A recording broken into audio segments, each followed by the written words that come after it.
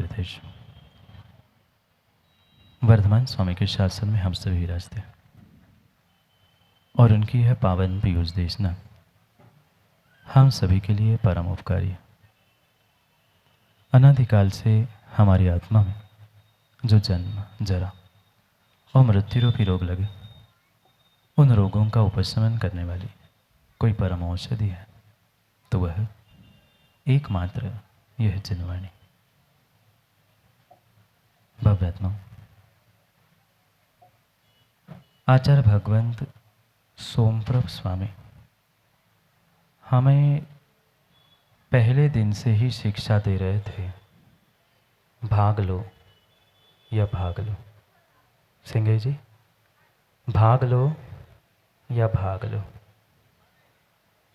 जितने जितने सातिशय पुण्यात्मा जीव थे वह इस संस्कारों की प्रक्रिया में भाग लेने के लिए मंच पे बैठे, और जो दीनहीन पापी थे वह दूर से उनको देख रहे हैं। कुछ पुण्यात्मा उसकी अनुमोदना भी कर रहे।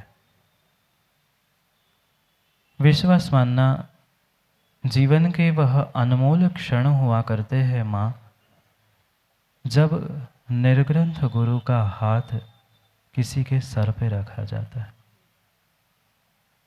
सबसे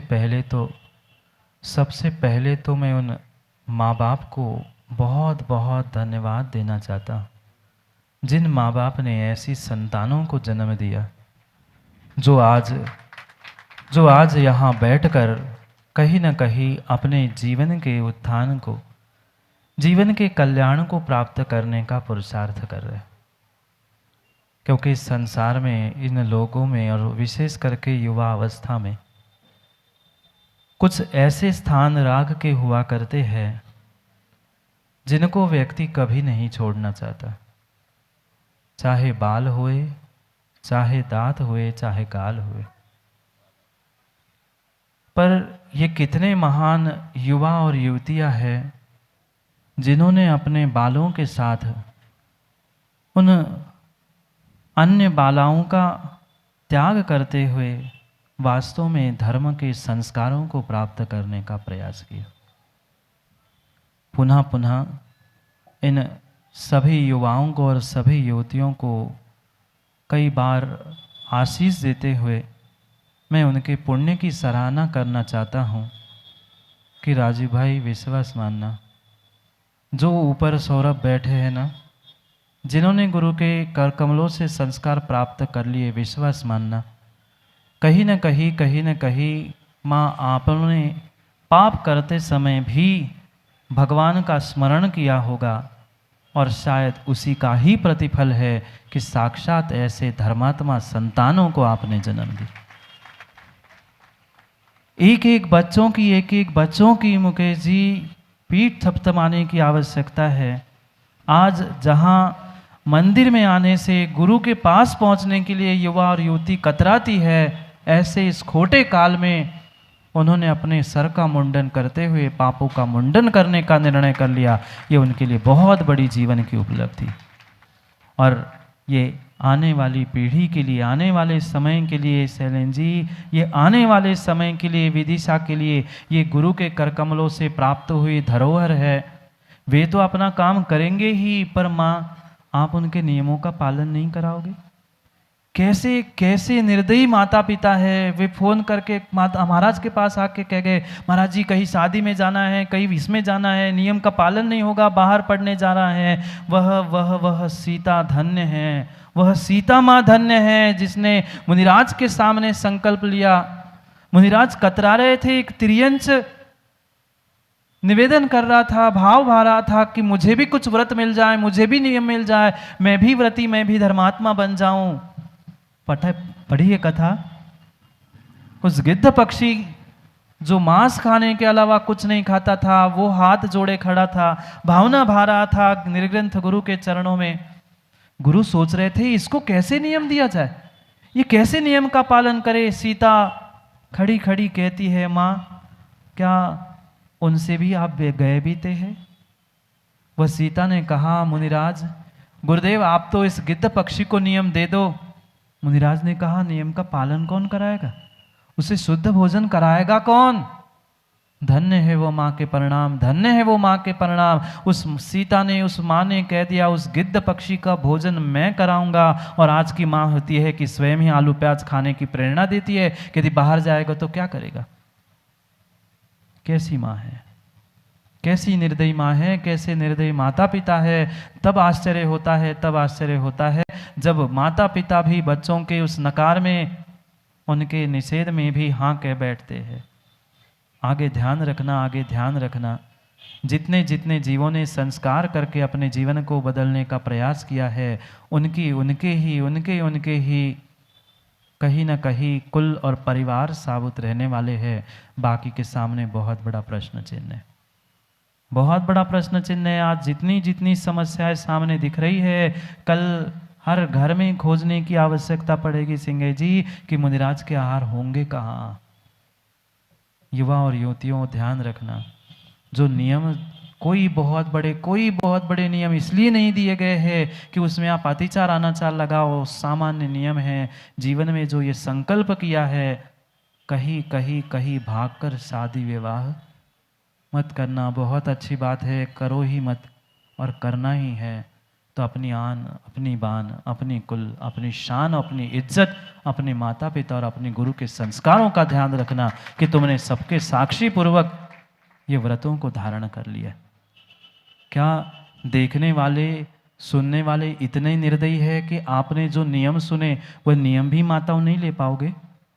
जितने जितने माता पिता है, जितने जितने माता पिता के बच्चों ने, पालकों ने संस्कार प्राप्त किए हैं, सब पालक भी ये कायस्थ करें कि हम उनके इन नियमों का पालन तो कराएंगे ही, पर हम भी स्वयं प्रतिदिन मंदिर, हफ्ते में एक बार अभिषेक, अष्टमूल गुण धारण करना, सप्तव्यसन का त्याग आदि करेंगे तो ही आने वाली पीढ़ी और आने वाली समाज साबुत रहेगी। कौन कौन नहीं करेगा, हाथ खड़ा करो।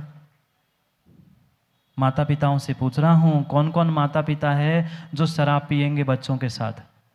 हाँ, आजकल माताएं भी पीने लग गई, इसलिए पूछ रहा हूँ। कौन कौन सिगरेट पिएगा, कौन कौन गुटखा खाएगा? जितने खाते हैं ना, अपने बच्चों को भी थोड़ा सा आधा गुटखा दे देना पिताओ, और फिर दोनों मिलके एक साथ गुटखा खा लेना।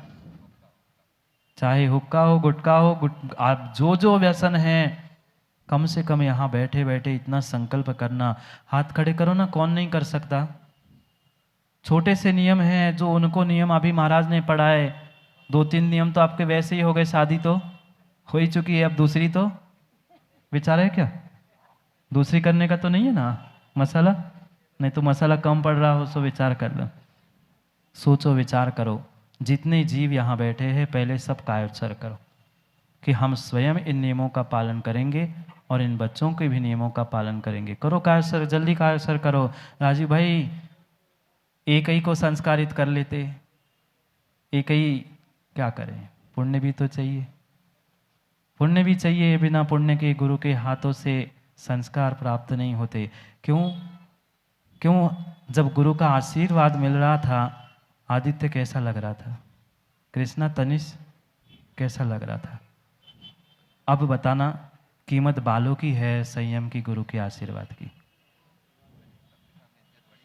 क्या करे? सोचो, कितने पुण्यात्मा तुम हो। तुमसे बुजुर्ग 60, 70, 80 साल के जमीन पे बैठे हो और तुम उनसे ऊंचे बैठे हो। कुछ समय का तुमने नियम लिया, तुम्हें ऊंचाई मिल गई। हमेशा के लिए नियमों का पालन करोगे तो कितनी ऊंचाई प्राप्त करोगे। इसलिए ध्यान रखना, जो नियम संकल्प लिए है इसको जीवन में कभी मत भूलना। हाँ, बाहर से कहाँ से, सागर, टीकमगढ़, बानपुर, गुरसराय, जामई, छिंदवाड़ा, पूरे देश भर से लोग, बड़ू भाई, पूरा चातुर्मास, शायद पूरा चातुर्मास कहाँ है? मेम साहब बैठे क्या चातुर्मास में? क्योंकि व्यवस्था तो आप ही लोगों ने संभाली थी। शायद चातुर्मास में विरला ही एक आध दिन छूटा होगा जहाँ कोई बाहर से व्यक्ति आपके चातुर्मास की अनुमोदना करने नहीं आया होगा। आपकी व्यवस्था और आपकी ये सब कुछ सेवा को देखने के लिए पहुँचे थे सभी बाहर के लोग। इसलिए सभी ध्यान रखना, ये गुरु का आशीष, गुरु के संस्कार और गुरु के मंत्र को अवश्य ही अपने जीवन में धारण कर लेना। मंत्र तो सामूहिक नहीं होता, व्यक्तिगत मंत्रों को प्राप्त कर लेना और उस मंत्रों के द्वारा अपने जीवन को भी बदलने का प्रयास कर लेना। चंद मिनटों में ग्रंथ की उस अंतिम पंक्तियों को पूर्ण करते हुए हम आज ग्रंथ को भी इति पूर्णता की ओर लेने का, समाप्त करने का प्रयास करते। अभवजद जिन देवाचार्या पट्टोदार्द्री जुणति विजय सिंहाचार्या दायार विंदे मधुकुर समतां यस्ततेन सोम प्रभेण विरति मुनि पन्नेत्रासुति मुक्तावलीयम सोम प्रभ आचार्य प्रभाचलोके वस्तु प्रकाशम कुरुते यथाशो यथा मुचे रूपेद प्रदश्लेषः शुभोत्सव ज्ञान गुणांस्तनोति।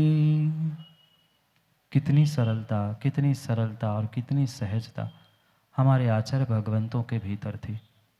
सब कुछ करने के बाद भी वह लघुता को वर्णित करते हुए कहते हैं कि ये ग्रंथ मात्र और मात्र मैं अपने इस क्षयोक्षमिक ज्ञान से आप तक पहुंचाने का प्रयास कर रहा हूँ। इसमें मेरा कुछ भी नहीं है, जो कुछ भी है मेरे गुरुओं का है। यहाँ अजित देवाचार्यो पट्टो यानी झुणति विजय सिंहाचार्य पदारविंदे मधुकर समता भवत। जो अजित देव आचार्य के पट्ट रूपी उदयाचल पर सूर्य के समान विजय सिंह आचार्य चरण रूपी कमलों के भ्रमर की समता करता हुआ, चरण कमलों की सेवा करता हुआ, तेन मुनिप नेत्रा सोम प्रभेन ये मुक्ति सुक्तावलियम व्यरती। उस आचार्य अजित देव की पट्टावली में विजय सिंह आचार्य के चरण कमलों का सेवक यानी उनका शिष्य सोमप्रभ आचार्य इस मुक्ति सुक्तावली ग्रंथ को रचता है। ये लघुता है अपने गुरु के उन दिए हुए संस्कारों को, गुरु के दिए हुए ज्ञान को जीवन में कभी बच्चों भूलना मत। जो हमें मिला है उसको जीवन में हमेशा याद रखना, और उसका ही परिचय यहाँ पर ग्रंथकर्ता सोमप्रभ स्वामी ने दिया। पुनः कहते हैं यथालोके सोमप्रभ आचार्य प्रभा च आसुवस्ति प्रकाशम कुरुते। जैसे लोक में चंद्रमा की प्रभा और आचार्य की भी प्रभा शीघ्रता से वस्तु को ज्ञान कराती है। कौन कराता है? सूरज चांद ही इस धरा पर प्रकाश कराते हैं, और आगम का भी कोई ज्ञान, वस्तु का कोई ज्ञान कराता है तो पंचम काल में मात्र आचार्य भगवंत ही है। उन आचार्य भगवंतों की ही प्रभा से ही वस्तुओं का ज्ञान हो रहा है। तथा अयम उच्चे उपदेश लेशम शुभोत्सव ज्ञान गुणान तनोति। उसी प्रकार ये उत्कृष्ट उपदेश शुभ कल्याण तथा ज्ञानादि गुणों से विस्तृत करने वाला है। इसमें मेरा कुछ भी नहीं, इसमें मेरा कुछ भी नहीं है। जो विदिशा वालों ने भी यहाँ जो 4 महीने में सुना उसमें भी मेरा कुछ भी नहीं है। जो कुछ गुरु ने हमें सिखाया, गुरु ने प्रदान किया हुआ ज्ञान, गुरु ने प्रदान की हुई भाषा सब आप तक पहुँचाने का प्रयास किया। सोमप्रभ आचार्य भगवंत का ग्रंथ, गुरु का आशीर्वाद, गुरु की कृपा और गुरु की ही ये शक्ति थी कि जो आज यहाँ इस विशाल समुदाय के सामने बैठते हुए ग्रंथ को हम समाप्त कर रहे हैं। क्योंकि मेरे छदमस्त में, मेरे क्षयोक्षमिक ज्ञान में इतनी शक्ति थी ही नहीं कि मैं किसी आचार्य प्रणीत ग्रंथ पर बोल लूँ, पर वह मेरे आचार्य भगवंत गुरु और विशुद्ध सागर जी का भी परम उपकार है, जिनकी बदौलत आज मैं कुछ कहते हुए इस ग्रंथ की पूर्णता की ओर। वह सरस्वती माँ, आचार्य भगवंत दोनों के चरणों में यही से बारंबार विनय के साथ क्षमा याचना करता हूँ कि हे सरस्वती माँ, अक्षर पद मात्रा से दूषित जो कुछ भी कहा गया मुझसे क्षमा करो, क्षमा करो, क्षमा करो। इस क्षयोक्षमिक ज्ञान के निमित्त से अगर आचार्य प्रणीत ग्रंथों के कथन करते समय कुछ भी 19-20 हुआ हो, कम अधिक हुआ हो, तो नियम से आप हम सभी छदमस्तों को क्षमा करें। आचार्य भगवंत भी, सोमप्रभ स्वामी, कुंद भगवान, आचार्य भगवान विशुद्ध सागर जी, धरती के सभी देवताओं के चरणों में परोक्ष रूप से यही प्रार्थना है कि जो ये छदमस्त क्षुद्र व्यक्ति ने, जीव ने ये उद्यम महापुरुषार्थ करने का प्रयास किया था, यह उद्यम गुरु के आशीष और सरस्वती की कृपा से ही सफल हुआ है। इसलिए इसमें मेरा कुछ भी नहीं है।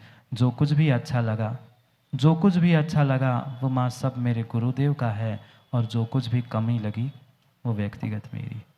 क्योंकि समय बहुत हुआ है, हमें दोपहर में भी पुनः समय पर मिलना है, इसलिए समय का ध्यान रखते हुए उन सभी बालक और बालिकाओं को, युवा और युवतियों को पुनः पुनः बहुत बहुत बहुत बहुत आशीर्वाद के साथ जीवन में आप अपने उस उत्थान को प्राप्त करते रहना।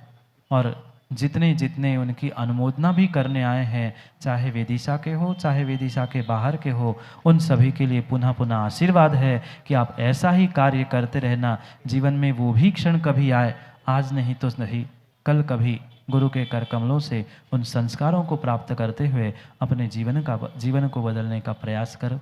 क्योंकि गुरु के संस्कारों की कीमत शायद नीचे बैठने वालों को अभी पता नहीं, और आज ऊपर बैठने वालों को भी पता नहीं, कुछ दिनों में अवश्य समझ में आएगी। क्योंकि हमने अनुभूत किया है, ऐसी स्थिति ऐसी स्थिति ऐसी स्थिति थी कि जब एक कदम रखना मुश्किल था, एक कदम रखना मुश्किल था। शायद दीक्षा दिवस में कहते कहते छूट गया था विषय, पर ऐसी स्थिति थी, पता है बंटी, कुछ ऐसा समय था जब माँ घर से पहुँचे थे आचार्य के पास तो लगभग 80-85 किलो के थे, और दीक्षा होने का समय था तो 38 से 40 किलो के बचे थे। कहने का अभिप्राय इतना ही है कि दीक्षा देने के पहले कई लोगों ने उकसाया। उकसाने का काम होता ही है, आज भी होता है, यहाँ भी होता है, कौन सी बड़ी बात है। वहाँ गुरुजी को भी कहा, ये कैसे इतने दुबले पतले, कैसी दीक्षा होगी, क्या होगा इनका, इनको दीक्षा नहीं देनी चाहिए, इनको मत दीक्षा देना, बाकी दोनों को दीक्षा दे दो। पर गुरु की कितनी कितनी कितनी निष्ठा और कितना विश्वास गुरु का था शिष्य के प्रति, और गुरु के संस्कारों की क्या लीला थी कि तब ऐसे दिन थे कि कदम उठाना मुश्किल था। आज कदम जहाँ रखता हूँ तो दुनिया सोचती है कि कदम क्यों और कैसे रखें। ये गुरु के संस्कार और गुरु के आशीर्वाद की ही कृपा है, जिसकी बदौलत ये सब कुछ हो रहा है। करेंगे पुनः दोपहर में नहीं आओगे ना, दोपहर में नहीं आओगे ना। जो सौरभ भाई आएगा वो पाएगा, जो सोएगा वो खोएगा। इसलिए मिलने का ही दिन है, आज तो आपको भी मिलना है और हमें भी मिलना है। इसलिए मिलने के लिए पुनः समय पर मिलते हैं, क्योंकि समय पे किया गया काम समय को दिलाता है। बोली भगवान महावीर स्वामी की